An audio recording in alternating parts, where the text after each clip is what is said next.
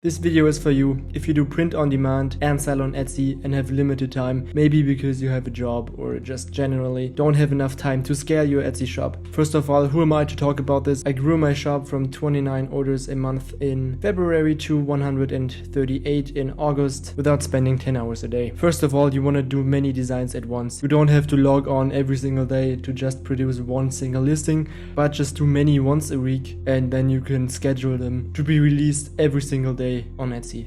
Also, try not to waste your time on designs that are not going to sell, and chances are if you are new to Etsy you have no idea what's going to sell, so focus your limited time on selling something that is proven to sell. For that you can use Chrome extensions which show the listings data on Etsy. I will leave a link down in the description for a completely free version, which I use myself to find my best sellers.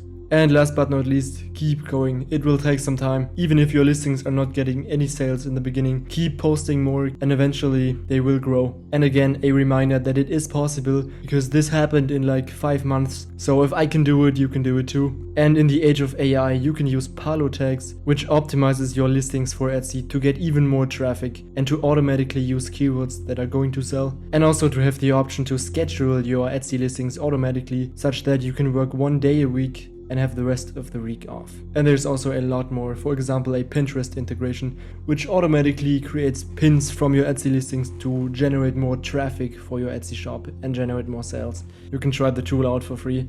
Again, I will leave a link down in the description.